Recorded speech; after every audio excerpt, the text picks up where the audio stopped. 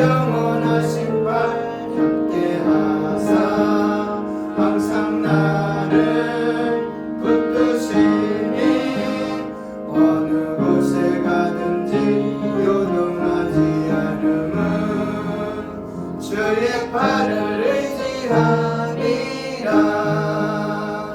능치 못한 것 주께 없으니 나의 일생을 주께 맡기며 나의 모든 짐 대신 지시는 주의 영원한 팔 의지해 주의 영원하신 팔 함께하사 항상 나를 붙드시니 어느 곳에 가든지 요동하지 않음은 주의 팔을 의지함이라.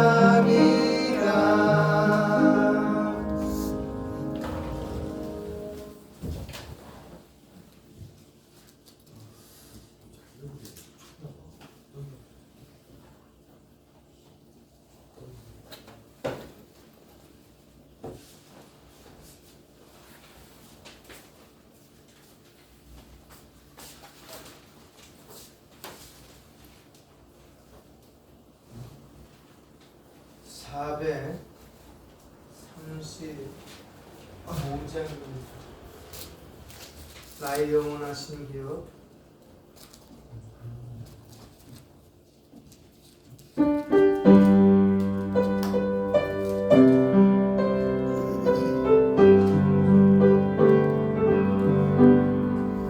나의 영원하신 기업 생명보다 귀하다. 나의 갈 길 다가도록 나와 동행하소서.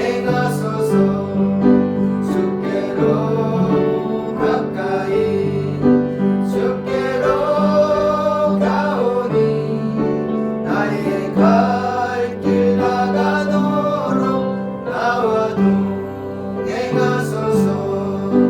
세상 불일하니라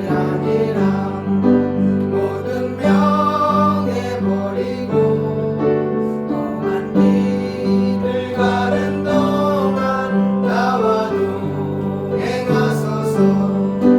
주께로 가까이 주께로 가오니 나의 갈 길 다가도록 나와 동행하소서. 모든 골짝 지나가는 험한 바다 건너서 천국 문에 이르도록 나와 동행하소서. 주께로 가까이 주께로 가오니 나의 갈 길 다가도록 나와 동행하소서. 아멘.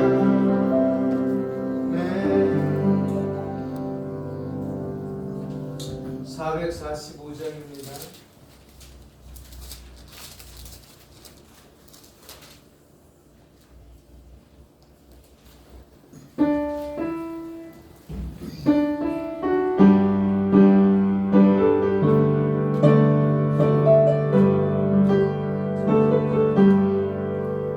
뱃산을 넘어 왕복에 가도 네 가운데로 걸어가며 주께서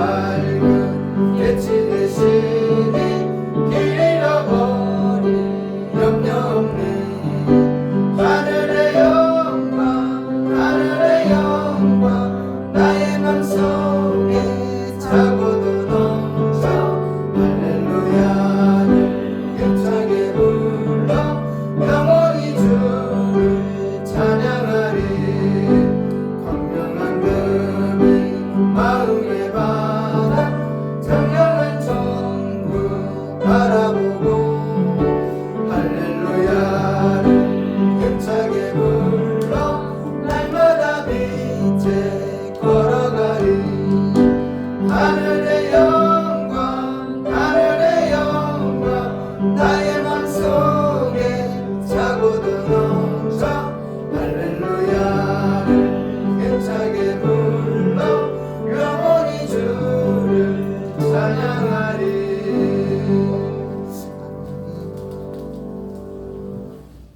하나만 더 부르고 하겠습니다.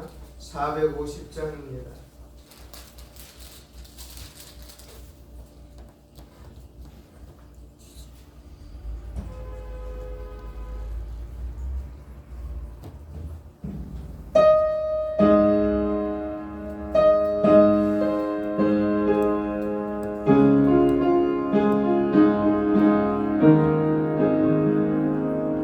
내 평생 소원 이것뿐 주의 일하다가 이 세상 이별하는 날 주 앞에 가리라.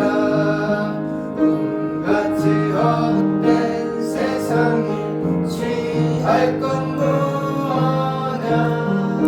이 수고함 많아여도 헛된 것뿐일세.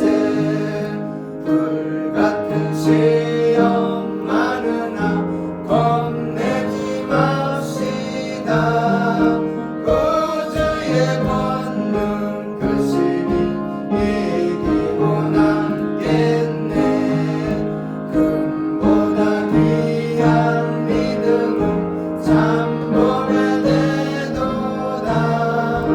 이 진리 믿는 사람들 다 복을 받겠네. 살같이 빠른 광음을 주 위에 아끼세. 온 몸과 마음을 바치고 힘써서 일하세. 아멘. 오늘 17번째 하이델베르크 교리문답 17번째 시간. 한번 성경 구절 찾아보고 시작할게요. 고린도전서 15장 12절로 22절까지의 말씀입니다. 12절로 22절까지의 말씀.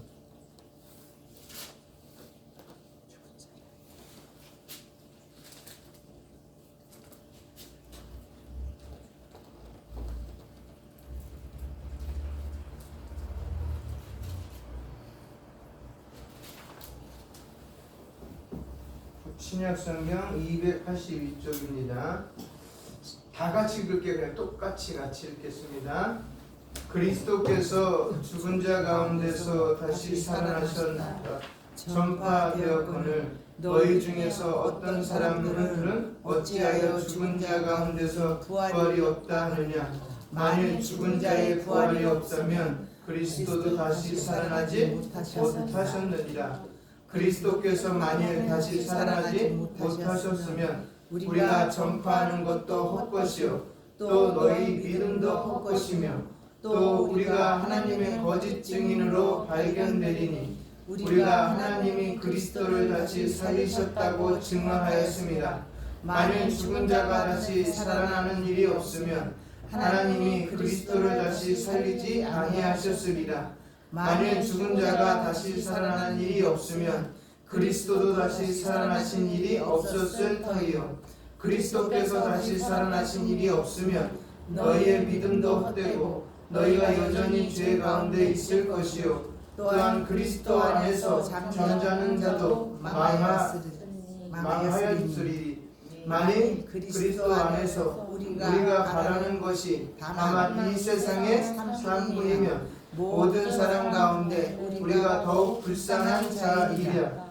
그러나 이제 그리스도께서 죽은 자 가운데서 다시 살아나사 잠자는 자들의 첫 열매가 되셨도다. 사망이 한 사람으로 말미암았으니 죽은 자의 부활도 한 사람으로 말미암는도다. 아담 안에서 모든 사람이 죽은 것 같이 그리스도 안에서 모든 사람이 삶을 얻으리라.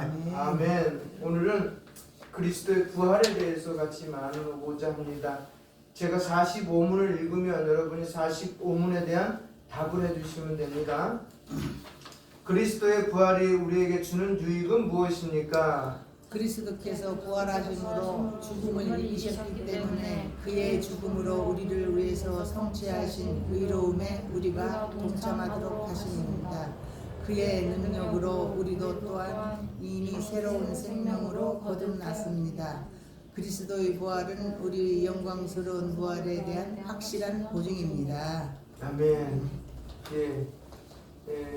15장 내가 믿음이 좀 떨어졌다라고 생각하면은 고린도전서 15장을 읽으면은 회복이 될 겁니다. 왜냐하면 우리가 믿는 것이 확실하기 때문에.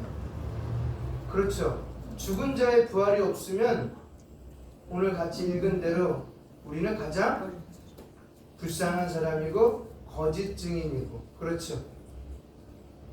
아예 안 믿는 사람이 더 낫다는 거예요. 부활이 없다는 우리에게. 근데 우리에게는 기독교만이 가지고 있는 유일한 특징입니다. 부활. 이거에 대해서 같이 나누고자 합니다. 부활. 여러분, 요즘도 죽었다가 살아났다고 말하는 사람들이 많습니다. 네? 죽었다 살아났다고 얘기하는 사람들이 많아요. 잠시 잠들었다가 천국에 갔다 왔다고 말을 합니다. 그들이 하는 말을 들어보면 대체로 황당하지만 가끔은 성경과 비슷한 이야기를 그럴듯하게 하는 경우도 있습니다. 그 말이 사실인지 거짓인지를 떠나서 과연 그들의 이야기가 우리에게 어떤 유익을 줄 수 있을까? 그들의 이야기가. 성경에도 부활에 대한 이야기가 여러 번 나옵니다. 그렇죠? 이것은 앞에 이야기들과는 달리 분명히 실제로 일어난 사건입니다.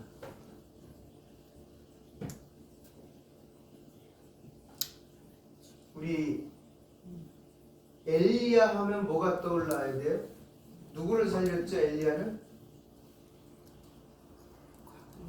자기의 선지생도의 아들을 살렸습니다.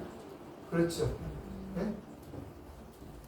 그리고 예수님도 3명의 사람을 살렸습니다. 누구죠? 해당장 야이로의 딸. 그렇죠? 그 다음에 우리가 너무나도 잘 알고 있는 두 누이와 살고 있던 남자 동생 나사로. 그렇죠. 그 다음에 또 누가 있죠? 네? 과부의 아들을 살렸는데. 그렇죠. 과부의 아들을 살려줬죠. 이렇게 근데 그렇게 살려주셨습니다. 그래서 그 중에 우리는 대표적으로 알 수 있는 게 이제 아마 나사로 얘기를 많이 알고 있어요. 무엇보다 예수님께서, 그리고 나서 가장 중요한 것은 무엇보다도 예수님께서 십자가에 죽으실 때 수많은 사람들이 무덤에서 일어났다고 성경은 기록하고 있어요. 그렇죠? 읽으셨죠? 사복음서를 읽다 보면, 그래서 제가 92년도 예수님 오신다고 얘기했을 때 그렇게 말했어요. 영지전문대 다니는 친구한테, 야, 그러면 우리가 휴거를 하면 또 한 사람, 한 무리가 있는데 그 무리들도 같이 올라가겠네. 그랬더니 그 무리가 누구냐요? 오늘 본문하고 똑같아요. 휴거를 하게 되면 죽은 자들이 먼저 올라가요. 그 다음에 살아있는 자가 올라가요. 죽은 자들은 누굴까요? 무덤 안에 있었던 자들. 그 중에 특별히 크리스천들. 올라가요. 그러고 나서 이제 우리 살아있는 상태로 올라갑니다. 네? 그걸 보게 된다는 거예요. 우리가 보는 거예요. 그리고 우리가 올라갈 때 믿지 않는 자들도 보는 거예요. 그래서 그들은 가슴을 치며 통곡을 한다 그랬습니다. 근데 그때는 이미 때가 늦었다고 성경은 기록하고 있어요. 그래서 그들도 부활했어요. 이게 네 번째 사건이에요. 성경에서는. 그렇죠? 응? 무수히 많은 무덤들이 열려서 올라가는 것을 봤어요. 흥미로운 거는 성경은 이들이 죽어 있는 동안 그들이 경험한 내용에 대해서는 전적으로 침묵한다는 점입니다. 이상하게도 가장 흥미로울 법한 부분에 아무런 언급을 하지 않았습니다. 그럼 성경이 그렇게 하고자 하는 의도는 무엇일까요? 왜 그걸 부각시키지 않았을까? 그렇잖아요. 부각시키면 더 복음을 증거하는 데 있어서 효율적인 도구가 될 텐데, 오늘날 교회들마다 강사를 모시고 전도 세미나나 사경이나 부흥회나 하는 이유는 뭐예요? 더 효과적인 도구를 찾아내서, 방법론을 찾아내서 교회가 어떻게 하든지 부흥하고자 하는 목적이 아니에요? 그럼 그때도 마찬가지일 거 아니에요? 그렇죠? 응? 그런 사건에 그런 걸 갖다가 사용한다면 더 효과적으로, 우와! 그동안 유대인들이 예수님을 죽였지만은 무덤이 일어나는 것도 보고, 예수님이 부활을 못 봤지만 무덤은 열려서 올라가는 걸 봤을 거 아니에요? 그렇죠? 그렇게 됐다면 좀 더 양상은 바뀌지 않았을까라고 여겨져요. 그런데 의도가 있어요. 분명한 의도. 그건 뭐냐면, 예수님의 부활은 무엇이 특별할까? 부활했던 다른 사람들은 모두 다시 죽었어요. 그렇죠? 나사로도 다시 죽었고, 엘리야의 선지 생도 중 한 명의 자녀도 죽었고, 그렇죠? 그 다음에 우리 여기는 지금 얘기 안 했지만 바울이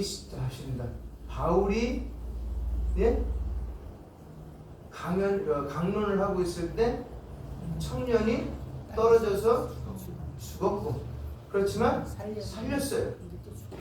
베드로도 죽었던 거예요. 죽었던 사람 살렸어요. 근데 살았다라고 끝나는 것이 아니라 결론 그들도 죽었다라고 하는 거예요. 죽었다. 나사로도 다시 죽었고, 야이로의 딸도 결국은 다시 죽었습니다. 자, 어떤 사람이 옛날에 죽었다가 다시 살아났다가 또 다시 죽었습니다. 이것이 여러분에게 도대체 무슨 유익을 줄 수 있겠습니까? 죽었다가 다시 살아날 가능성은 있구나라는 생각은 할 수 있지만, 어차피 또 다시 죽을 것이라면 그것은 궁극적으로 절망만 더할 뿐이라고 여겨집니다. 그리스도의 부활에서의 소망을 가지는 이유, 독특성은 그분의 부활이 우리에게 어떤 궁극적인 유익을 주기 때문입니다. 그렇지 않다면 우리는 그리스도의 부활에 대해 관심을 가져야 할 이유가 하나도 없습니다.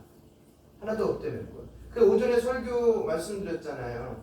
바울이 복음을 교회를 세우는 전도 여행을 다녔을 때 1차나 2차나 공전, 3차도 마찬가지로 나중에 벨리스 앞에, 황제 앞에 했을 때 똑같은 내용이에요. 예수는 메시아고 예수는 그리스도라는 그 내용은 변하지 않아요. 그리고 베드로에게 찾아온 사람들이나 제자들에게 찾아온 사람들이나 바울에게 찾아온 사람들에게 있어서 제자들은 그렇게 똑같은 얘기만 했어요. 예수가 그리스도이십니다. 당신이 힘 있는 자의 손을 빌어서 죽인 그를 여호와 하나님은 다시 살리신 분 예수입니다. 그 얘기예요. 근데 그것만 얘기해도 그때 당시 사람들 다 믿었다는 거예요. 왜 믿었을까요? 율법에 약속하신 분이기 때문에. 그들이 지도자를 통해서 아니라고 병사를 통해서 거짓으로 선전할지라도 성령 하나님이 역사하니까 된 거예요. 근데 오늘날은 만약에 오늘날도 똑같이 목사들이 신학 공부를 했지만 내용은 똑같이 죽은 자의 부활을 얘기하고 그 다음에 예수님의 사역에 대해서 뭐 한 달에 4주니까 이날은 탄생에 대해서 읽고 그 다음에 사역에 대해서 읽고 그 다음에 죽음에 대해서 읽고 부활에 대해서 읽고 다시 오심에 대해서 읽은다면 그 목사는 쫓겨날 거예요. 설교 안 한다고. 그런데 바울은 제자들은 그게 설교였어요. 성도들도 그걸 들었어요. 거기에 그들은 은혜 받았고 성령을 받았어요. 무엇이 더 필요하겠습니까? 사실 무슨 설명이 필요하겠어요? 이 땅의 예화들? 이 땅의 저자들이 쓸 책 가운데 예수님을 좀 드러내는 책들? 아니에요. 그 무엇도 이 성경책의 예화로 쓸 책은 아무것도 없어요. 그냥 우리에게 도움을 줄 수 있다고 여겨지는 사람들 뿐이지. 그렇게 많은 사람들께서 오늘날 저는 그런 걸 느꼈어요. 우리나라에 지금 목회자가 교회가 5만 교회니까 일단 5만 명의 목사님이 계세요. 그렇죠? 5만 교회니까 지금도 목회 못하고 계신 분들까지 한 7만 명 정도가 목사님이시에요. 거기다가 전도사님, 강도사님 아니면 한 10만 명이 될 거예요. 네? 5천만에 10만 명이면 그렇게 많은 건 아니지만 네? 이상하게 많다고 느껴지나 봐요. 응? 이상하게 많다고 느껴지나 봐요. 그런데 그분들이 주일마다 전하는 설교가 저는 그렇게 생각 들어요. 1주, 2주, 3주, 4주 또 5주 하고 또 다시 1주 이렇게 해서 그렇게 똑같은 설교를 10년 이상 같이 성도들과 했으면 하나님이 아마 변화시켜 주시지 않을까. 인간의 말이 아니라 하나님의 말씀을 같이 읽는 거잖아요. 누구의 말이요? 아버지의 말을.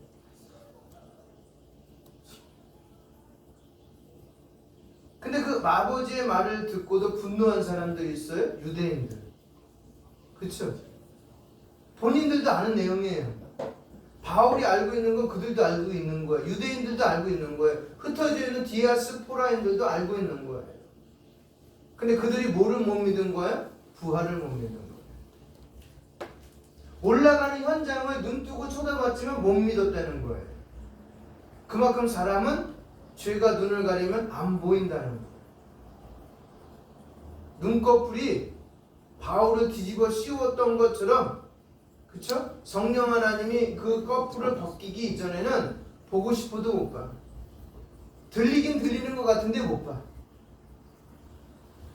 그래서 오늘날 그 꺼풀을 벗기기 위해서 자기가 원하는 방식으로 벗기기 위해서 디모데 전후서 디도서가 뭐예요? 바울이 쓴 서신서 중에 목회서신이에요. 응? 목회서신. 거기에 보면 바울이 디모데에게 이렇게 편지 씁니다. 디모데가 17, 18살 정도 됐거든요. 그때 감독을 맡고 있을 때예요. 그러니까 자기보다 나이 많으신 장로님도 계시고 오늘날 많은 권사님도 계시고 안수집사님도 계실 거 아니에요. 네? 그분들에게 목회를 이렇게 하라고 얘기한 책이에요. 그 세 권이. 그런데 거기 그렇게 되어 있습니다. 아들아, 영적인 아들아, 그들이 너의 말을 듣지 않고 불순종에도 노여하지 말아라. 이게 마지막 때의 모습이다. 마지막 때는 각각 자기가 자기의 길을 긁어줄 수 있는, 귀를 이롭게 해줄 수 있는 지식을 가진 자 1만 스승을 둘 것이다. 그래서 자기가 원하는 곳에 가서 원하는 사람과 대화를 통해서 답을 찾을 것이다 라고 얘기를 해요. 이해가 가시? 성경이 답이 아니에요. 1만 스승이라는 건 수없이 많은 사람들을 찾아다닌다는 거예요. 다니엘서 보면 그래서 그것을 뭐라고 표현하냐면 지식의 왕래라고 표현을 해요. 마지막 때 되면 지식이 왕래를 한대요. 그럼 지식이 왔다 갔다 하는 게 아니라 사람이 자기가 원하는 지식을 찾고자 바삐 움직인다는 거예요. 자기 입맛에 맞는 걸 얻기 위해서 수없이 다닌다는 거예요. 그래서 자기에게 맞는 지식을 찾은 것도 멈췄다가 또 이것도 아니야. 그럼 또 다른 데로 움직이는 거야. 수없이. 근데 초대교회부터 지금까지 교회 모습은 한결같았었어요. 머물러 있었어요. 공동체로 있었어요. 그런데 그 공동체에서 증거한 건 뭐예요? 손가락에 딱 다섯 손가락. 첫 번째는 예수님이 예언하심. 그 다음에 성취하심. 성취하심이 뭐예요? 뭐 하는 거예요? 예? 사역하심. 고난당하심. 죽으심. 부활하심. 다시 오심. 이 사건을 계속적으로 반복적으로 이야기했던 거예요. 나중에 바울도 그 대열에 동참한 것뿐입니다. 그리고 이 내용을 그 12사도의 제자들, 그 제자들의 제자들, 그리고 오늘날 우리에까지 이어지고 있다는 거예요. 그러게 오늘 그리스도의 부활에서 우리에게 궁극적인 이유는 뭐냐라는 것을 찾아야 돼요. 그 첫 번째가 뭐냐 따라하겠습니다. 그분이 획득한 의, 라이트. 이 의가 우리를 그 의에 동참하게 만들었다는 거예요. 부활이 우리가 그 갖고 있는 의의 잔치자리나 그 예수 그리스도가 소유한 의, 올바른 의를 뭐예요? 동참하게 되는 거예요. 한번 성경 구절 찾아볼까요? 로마서 4장입니다. 이거 중요해요. 십자가의 사건과 더불어 부활이 엄청 중요합니다.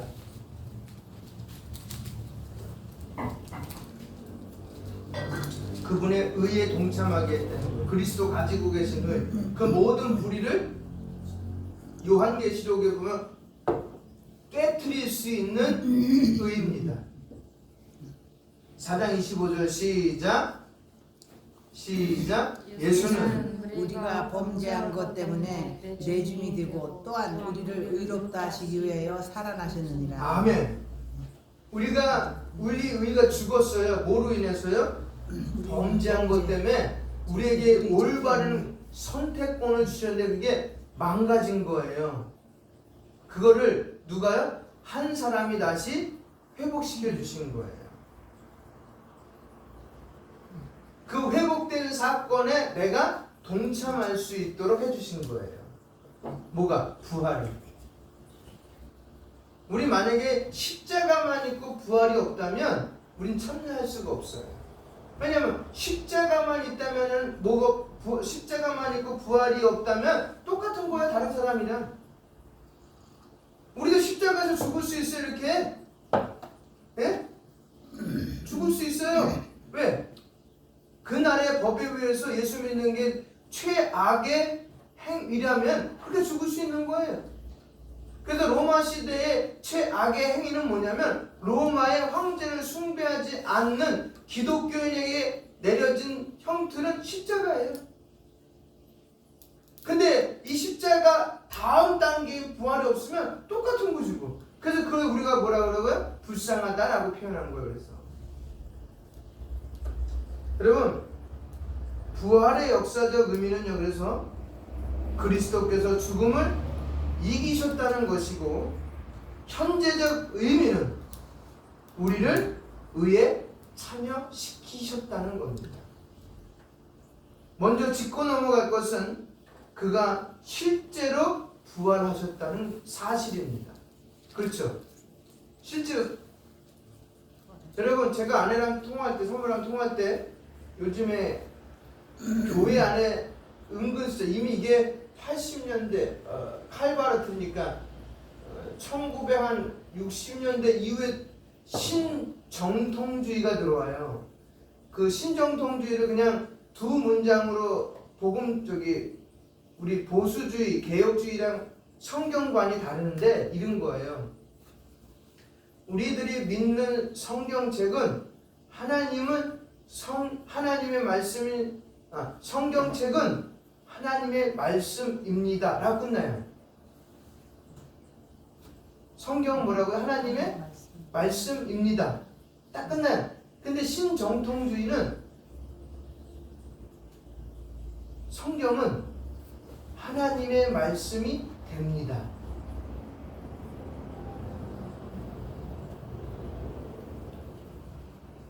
하나님 말씀이 됩니다가 뭐예요? 됩니다가 하나님 말씀입니다지 하나님 말씀이 됩니다는 아닌 것 같은데. 그러니까 뭐냐면 됩니다. 그들이 해석이 이거예요. 십자가 없어도 된다는 거예요. 십자가가 없어도 부활은 일어날 수 있는 사실입니다 라고 얘기를 해요. 그래서 그들은 창세기 1장, 2장, 3장을 안 믿어요. 의미적으로만 받아들이는 거예요. 하나님의 창조 역사를 의미로만 받아들이는 거예요. 그것이 신정통주의자들의 특징이에요. 그리고 아담 또한 수많은 아담 중에 한 명이라고 얘기를 해요. 근데 우리는 그렇게 받아들이면 성경 해석이 안 되는 거예요, 우리랑. 근데요, 목사님, 제가 이거 성경을 읽다 보면요, 아담과 하와가 나가서 자녀를 낳고 그 자녀들이 또 사람들과의 관계를 또 자녀를 낳았다는 게 그 사람들은 그럼 누구를 말하는 그런 게 조금 좀 애매하죠. 애매해요. 그리고 설명도 더 이상 안 해주고 거기서 딱 끝났잖아요. 근데 성도가 성경을 읽는 관점이 무엇인지를 안다면 그게 오해가 안 생겨요. 우리 개혁주의 성도들이 읽는 관점은 뭐냐면 성경은 설명을 다 안 해요. 역사적인 책이지만 설명을 다 안 해요. 그게 중요한 것이 아니라 성경의 가장 중심적인 역사는 뭐냐면 부속사예요. 성경 창세기부터 요한계시록까지 하고자 하는 내용은 예수가 메시아다라는 것에 초점을 맞춰서 부속사적으로 설명을 하기 때문에 일일이 설명을 다 안 하는 거예요. 만약에 성경이 일일이 설명을 다 한다면 지금 우리가 갖고 다니는 성경책 이거 못 갖고 다녀요. 우리 요한복음 여러분이 읽어보시면 알겠지만 뭐라고 표현했냐면 예수님이 그랬어요. 내가 한 일을 다 기억하지 않았다고 그랬어요. 궁금증은 있을 수 있지만 그 궁금증 어디다가 맞추냐면 그것 또한 메시아 사건에다 다 맞춰야 되는 거예요. 몇 명이 그게 뭐가 중요해? 1차 대전이 뭘 중요해요? 2차가 뭐 중요해요? 그 과정 속에서 하나님이 어떻게 일을 하고 계셨냐가 중요한 거지. 우리 거기다 맞춰야 되는 거예요. 십자가 사건, 그러니까 구약은 십자가 사건에다가 맞춰져 가는 거고 신약은 다시 오실 완성된 사건을 구약의 완성된 사건을 통해서 다시 오실 우리가 믿는 다시 오실 그 메시아 사건에다 초점을 맞추는 거예요. 그 어떻게 보면 우리는 자잘하는 거에 대해서 신경을 안 쓰다는 거예요. 진짜 믿음은.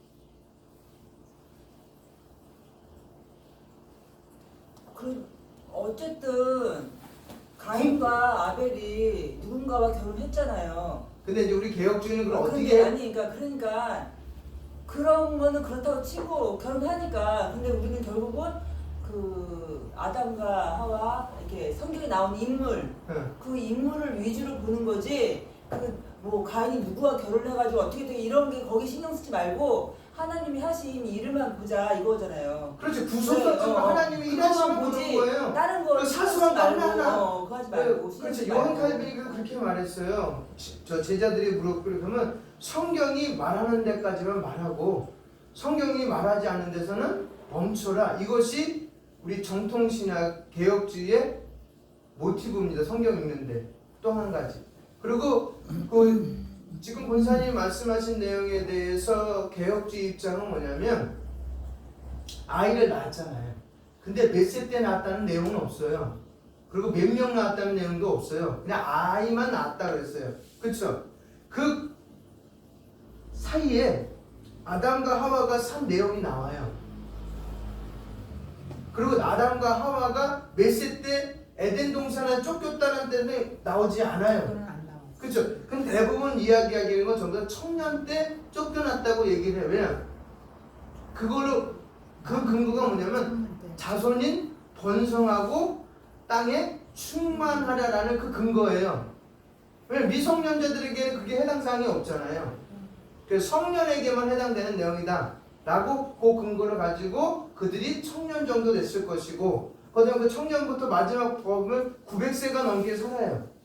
그 안에서 수없이 많은 자녀들을 자녀를 낳았는데 그 중에 이제 하나가 그런 친구가 나온 거예요. 특별한 자녀만을 거기다가 세운 그렇죠. 것 같아요. 이어서 네. 그 많은 자녀들. 예수님의 족보나 아담의 족보를 보면은 다 들어있는 게 아니에요.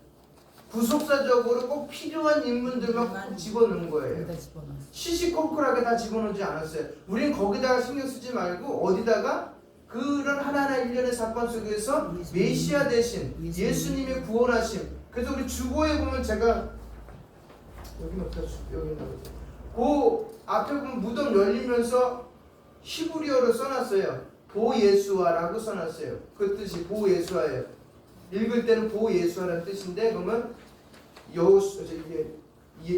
예수아라는 뜻은 구원자라는 뜻이거든요. 구원자를 바라라는 뜻이에요.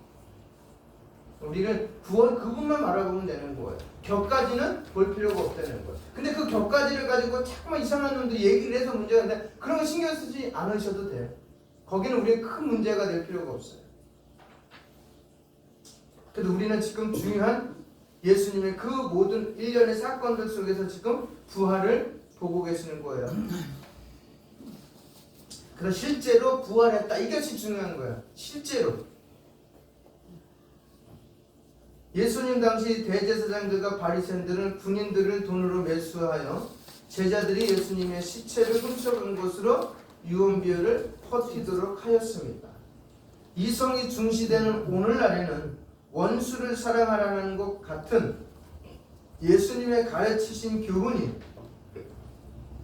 교회 공동체에 새롭게 영향력을 발휘하는 것으로 부활을 이해합니다. 현대인의 사고방식에 성격을 짜맞춰 전혀 다른 의미로 해석하는 것입니다. 그들은 말합니다. 2000년 전 예수의 부활을 믿는 것이 무엇이 유익이 있느냐고. 차라리 예수님 가르친 대로 사는 것이 훨씬 더 옳지 않느냐고. 이렇게 말하고 있어요. 부활이 중요한 게 아니라 그분이 말한 대로 살아가는 게 더 중요하다. 아니에요. 그럴듯합니다. 부활을 사실로 믿으면서 부활과 전혀 상관없이 사는 사람들이 많다는 이야기입니다. 솔직히 우리 삶에 그리스도의 부활이 구체적으로 어떤 영향을 미치고 있습니까? 그러나 문제는 그런 식으로 부활을 이해하는 것이 우리 삶에 약간의 도움은 줄 수 있을지 몰라도 결정적인 도움은 주지 못한다는 것입니다. 우리에게 정말 필요한 도움은 사망을 이기는 것입니다. 오직 그리스도의 부활만이 사망과 싸워 승리할 수 있습니다. 예수님의 부활은 사망의 원인인 죄의 문제를 해결하기 때문입니다. 더 나아가 예수님이 죽음을 통해 획득하신 의를 부활을 통해 우리와 함께 나누십니다. 그리스도께서 우리를 위해 죽으신 것은 우리 죄 때문이고 그와 부활하신 것은 우리 의를 위한 것입니다. 만약 그리스도께서 죽으시기만 했다면 우리 죄는 사하여졌을지 모르지만 의는 획득할 수 없었을 것입니다. 쉽게 말하면 다시 죄 짓기 이전에 아담의 상태로 회복될 뿐입니다. 또다시 죄를 지을 수도 있는 상태라는 것입니다.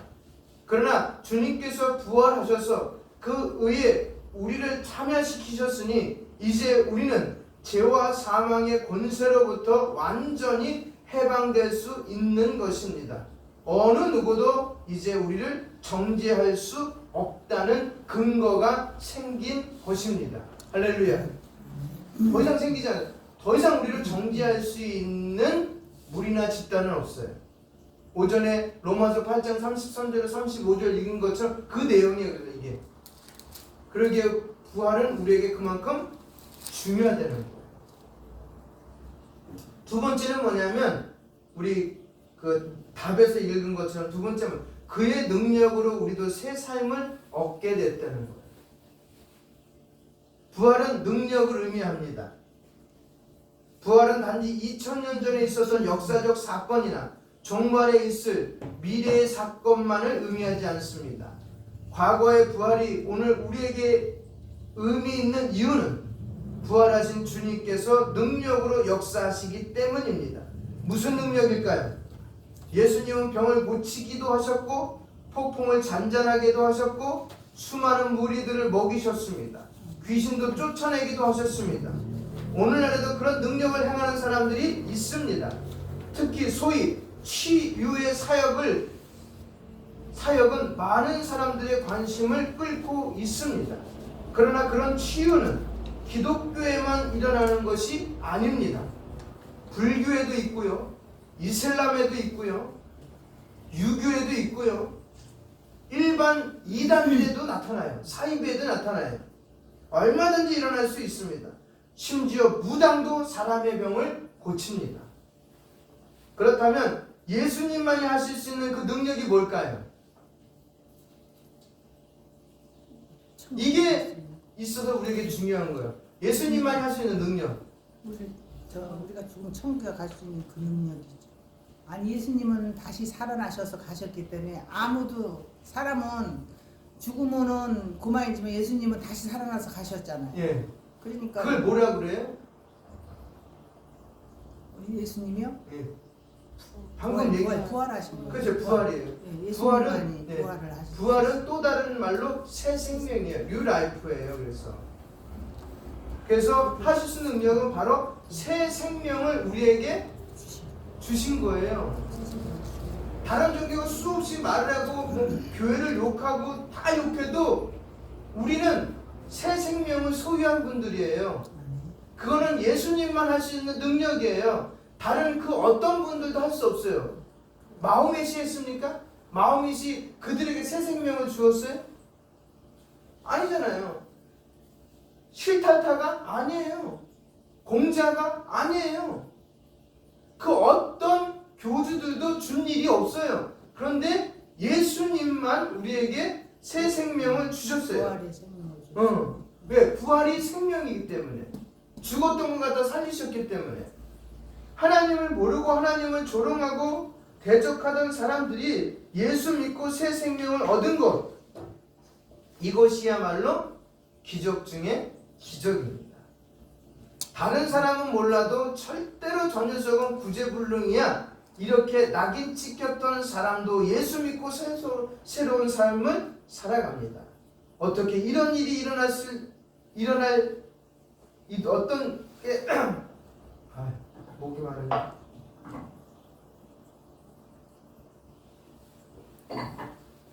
어떻게 이런 일이 가능할까요? 부활하신 주님께서 오늘도 능력으로 자기 백성에게 새 생명을 주셔서 부활의 유익을 얻게 하시기 때문입니다. 그리스도의 부활은 우리의 삶과 그러게 밀접한 관계에 있습니다. 많은 사람들이 별 생각 없이 자기의 유익을 따라 자기의 소견에 옳은 대로 살아가지만 그것은 여전히 사망의 길인 것입니다. 신앙생활을 제대로 해봐야겠다는 결심만으로는 여전히 죄의 문제를 해결할 수 없습니다.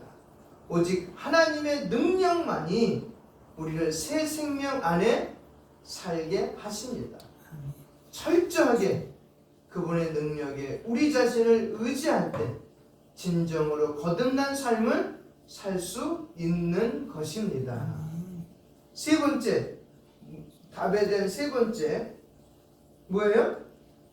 그리스도의 부활은 영광스러운 우리 부활에 대한 뭐라고요? 보증이 되는 거예요. 보증이 뭔지 아시죠? 옛날에 참 보증 많이 썼어요. 그래서 망한 거 많아요. 그죠? 오늘날은 모르겠어요. 보증을 쓰는지 안 쓰는지 잘 모르겠지만 많이들 섰어요. 옛날에는 조그만 거 물건을 사더라도 막 지금 보증보험이 있어서. 네. 그 약속 오홈이 대표적인 것 같아요. 그래서 한 달 뒤에 돈을 꼭 드리겠습니다라는 보증. 그렇죠. 그래서 부활은 우리의 보증이에요. 얼마나 큰 걸 갖고 있는지 우리는 몰라요. 요리문답은 영광스러운 부활에 대해서 언급합니다. 그리스도의 부활이 다른 인간들의 부활과 다른 점은 영광스러운 부활이기 때문입니다. 마찬가지로 우리의 부활이 영광스러운 이유는 더 이상 수치스러운 몸을 입지 않을 것이기 때문입니다. 우리 몸이 철저하게 신령한 몸, 즉 성령으로 충만한 몸이 될 것이기 때문입니다. 한번 읽어볼까요? 성경 구절. 고린도전서 오늘 본문이에요. 15장 43절로 44절이에요. 읽어보겠습니다. 시작. 43절로 44절. 15장 43절로 44절. 시작. 욕된 것으로 심고 영광스러운 것으로 다시 살아나며 약한 것으로 심고 강한 것으로 다시 살아나며 육의 몸으로 심고 신령한 몸으로 다시 살아나나니 육의 몸이 있는즉 또 영의 몸도 있느니라.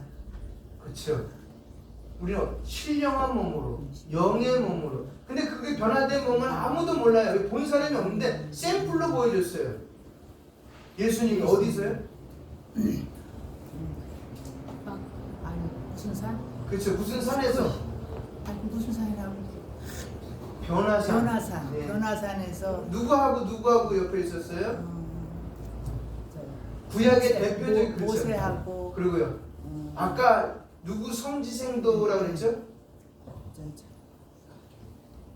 아이고 엘리야. 엘리야. 그렇죠. 모세와 엘리야. 구약에서 대표적인 율법의 대표성, 선지서, 그러니까 예언자의 대표성을 띈 두 인물이 예수님과 같이 있었던 거예요. 그 두 인물이 누굴 얘기하고 있는 거예요? 예수님. 근데 예수님의 변화된 모습이 어떻다고요? 무엇과도 비교할 수 없다. 우리도 마찬가지. 그래서 영의 몸으로 변화됐는데 그 몸이 그 무엇과도 비교할 수 없는 영광스러운 몸으로 변화된다는 거예요. 근데 왜 그때도요? 저는 네. 그것도 왜 세 사람만 데리고 갔는지 12제자들 중에 왜 세 사람만 베드로와 요한과 야고보하고 왜 세 사람만 데려갔을까요? 제일 사랑해서인가? 그런 것도 없잖아 있어요. 아니 그냥 다 사랑하라고 그랬잖아요. 사랑하는데 예수님은 모든 사람 똑같이 사랑했는데 왜 12제자들을 놔둬 12제자 중에서 그 세 사람만 또 데리고 갔는지 저는 그것도 참 그렇죠? 예. 저 그렇게 그런 건 생각을 안 해봐갖고 그냥 제자들 갔는데 예. 너는 밑에서 다른 일을 좀 보고 있어라. 우리 가서 그냥 얘기만 하고 오겠다라. 그냥 전 단순하게 생각했기 때문에 그런 거 뭐 크게 고민할 부분이 아니라서 저는 생각을 해봤어요. 그래서 다음 주에 제가 그 부분 네. 찾아보고 한번 말씀드려요. 왜 그리고 또 마지막에 예수님 십자가 지시고 올라갈 때도 왜 사도 요한에게만 부탁을 했는지 많은 제자들이 있었는데 근데 오기는 거기 사도 요한밖에 안 왔으니까 그래서 그런 부분도 한번 제가 다음 주에 좀 면밀히 찾아서 말씀드리도록 하겠습니다. 그 많은 사람들이 봤으면 더 좋았을 텐데. 그렇죠. 12명이 다 봤으면 좋았을 텐데 그럼 가론 유다가 혹시 마음이 변하지 않았을까? 그렇죠. 왜 안 보여줘서 그래요? 나중에 가면 한번 물어보세요. 하나님 예수님한테 예수님 왜 그때 3명만 데리고 가셨어요? 우리가 해석하는 건 아마 사람의 생각으로 해석을 또 할 거예요. 이제 성경에 근접하게 해석을 하겠지만 그것이 또 답이라고 말할 수는 없어요. 왜냐면 예수님의 마음이 아니기 때문에 우리가 해석한 거죠. 어쩌면 꼭 맞다고 얘기할 수는 없고 그렇다고 또 틀리다고 얘기할 수도 없는 거고 그런 신령한 충만한 성령으로 충만한 몸이 되기 때문입니다. 우리가 이전에는 아담처럼 흙에 속한 형상대로 창조를 받았습니다. 이제는 우리는 옛사람이 죽고 새 생명을 얻었으니 하늘에서 오신 예수 그리스도의 형상을 입게 될 것입니다. 그래서 49절 볼까요? 49절. 49절 한번 읽어보겠습니다. 시작. 우리가 흙에 속한 자의 형상을 입은 것 같이 또한 하늘에 속한 이의 형상을 입으리라. 아멘. 이제 그러니까 고린도전서 15장을 읽으면 우리의 마지막 때의 모습, 하늘에서가의 모습을 정확하게 표현해주고 있어요. 이런 모습을 설명 안 한다면 뭐 그 사람이 뭐 자다 깼다 일어나는 거 뭐 어디 갔다, 그거는 그 사람의 견해예요. 성경의 견해가 아니에요. 이해가시겠죠? 설령 하나님 불러서 그런 거 이런 건 아니지만 하나님 나름대로 그 사람이 보여줬다면 제가 뭐 더 이상 그거 논쟁하거나 말할 수는 없겠지만 제 견해는 어디까지나 그건 그 입장이고 성경의 입장은 이렇다라는 것을 그분에게도 뭐 얘기할 수 있는 정도는 되겠죠. 그래서 있게 됩니다. 그리고 또한 보증이란 말이 나오게 됩니다. 그러니까 부활은 뭐예요? 신령한 몸으로 바뀌는 걸 부활이라고 하는 거예요. 그걸 우리에게 주셨다는 거예요. 아멘입니까? 근데 아무도 몰라요. 어떤 몸인지는. 응? 나중에 가서 꼭 입으세요. 이렇게. 우리는 입지 말라 그래도 입어야 될 분들이기 때문에. 보증이란 말이 나옵니다. 보증금이라는 말을 생각해 봅시다. 어떤 물건을 살 때 보증금을 내면 그 물건 값을 다 내지 않아도 마치 자기 물건인 것처럼 사용할 수가 있습니다. 이와 같이 그리스도의 부활도 영광스러운 부활에 대한 뭐예요? 보증이라는 것입니다. 예수님은 슈퍼맨이나 마술사가 아닙니다. 자신이 얼마나 대단한 존재인지 보여주기 위해 부활하신 것이 아니란 말입니다. 그분은 부활하심으로 잠자는 자들의 첫 열매가 되셨습니다. 오늘 20절 읽으셨죠? 잠자는 자들의 첫 열매가 되신다는 것. 무슨 뜻입니까? 첫 열매를 보고 앞으로 다른 열매들이 나타날 것을 확신한다는 것입니다. 첫 열매가 없다면 그 나무에 무슨 문제가 있는 것입니다. 예수님께서 예루살렘에 들어가셨을 때 열매 없는 무화과 나무를 저주하신 것이 바로 그 때문입니다. 그리스도께서 부활하신 후 성령을 주셨고 그 결과 우리의 몸은 하나님이 거하시는 성전이 되었습니다. 성령은 어떠한 일이 있어도 우리를 다시 떠나지 않습니다.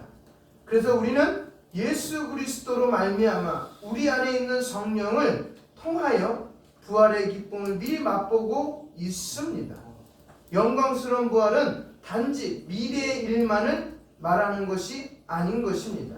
과거에 있었던 그리스도의 부활, 그리고 현재 우리 안에 계신 성령님의 내주를 통해 우리는 미래에 있을 영광스러운 부활을 즐길 수 있다는 것입니다.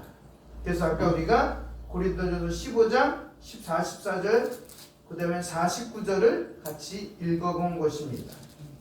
성도 여러분, 지금까지 그리스도의 부활의 이슈는 세 가지 유익, 본문을 통해서 다시 말해 45문에 나타난 세 가지의 유익을 살펴보았습니다. 그런데 이 세 가지 유익의 기본 전제가 있습니다. 그것은 그리스도와의 연합입니다. 이 신비로운 연합은 참된 믿음을 통해 이루어지고 외적인 은혜의 수단인 세례를 통하여 확증되어집니다. 그래서 우리가 뭐를 받느냐면 세례를 받는 거예요.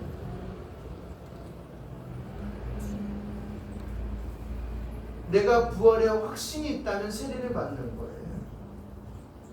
이를 통해 그리스도께서 이루신 모든 영적 유익을 받습니다. 이제 우리에게 중요한 질문은 이것입니다. 나는 과연 부활에 대한 믿음을 통해 실제로 그 유익을 누리고 있느냐 하는 것입니다. 누리고 있습니까? 응? 첫 번째 어디에 동참하는 거라고요? 그분의 의에 동참하는 거예요. 두 번째는요? 네? 두 번째는요? 뭐라고 했어요? 그 두 번째는 부활을 통해 새 생명을 얻었다는 거예요. 세 번째는요, 그 부활이 나에게 보증이 되었다는 거예요. 이 세 가지를 누리고 있냐 이거예요.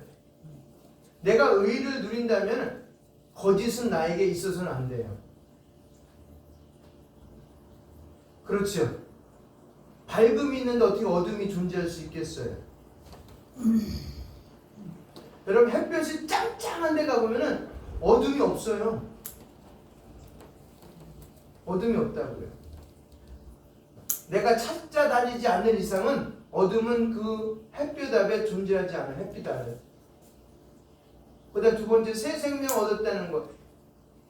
한 사람으로 말미암아, 누구예요? 예수 그리스도로 말미암아 내가 새 생명을 얻게 된 거예요. 그의 징표를 받는 게 뭐다? 세례예요. 그래서 세례.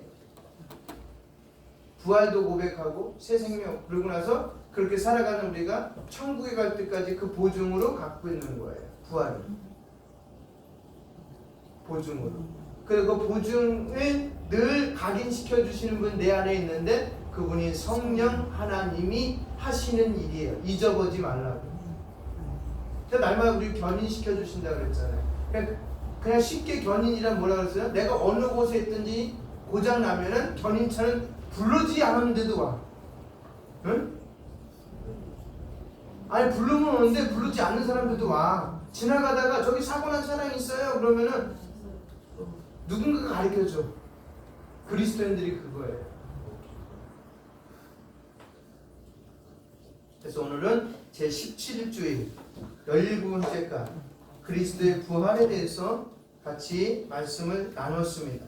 잘 이해하시고 숙지하셔서 한 주간도 믿음 안에서 꼭 그 그리스도의 부활의 유익을 누리면서 사시기를 주님의 이름으로 축원드립니다. 네. 우리 하나 이거 주보 오늘 거 피실래요? 주보. 그리고 뒤에 요 밑에 음파 바이블 아카데미 밑에 보면은 중보기도 있죠. 우리 뭐 다 하시는 걸 알지만 저와 같이 한번 월요일부터 주일까지 한번 읽고 한번 읽고 그다음에 주기도문 하고 마치겠습니다. 매 주일 그렇게 할게요 제가. 왜냐면 생소한 이름은 또 봤어요. 저는 대냉이요. 대냉 이런 국가도 있더라고요. 제가 쿠웨이트 하면 같이 큰 소리 읽어요. 쿠웨이트 개종자들이 다른 성도들과 교제하며 양육과 격려를 받을 수 있도록 5만 성도들을 대상으로 효율적인 전도와 양육 훈련을 할 수 있도록 베네 어두운 주술 행위들이 그리스도의 빛으로 파괴되도록 카타르 모든 것을 포기하고 기독교로 개종하는 이들을 위해. 잠깐만요. 카타르가요 아시아권이잖아요. 예, 아시아에서 가장 잘 살아요. 카타르가 요번에 올림픽도 했잖아요. 어마어마한 부자 나라예요. 이슬람권이잖아요.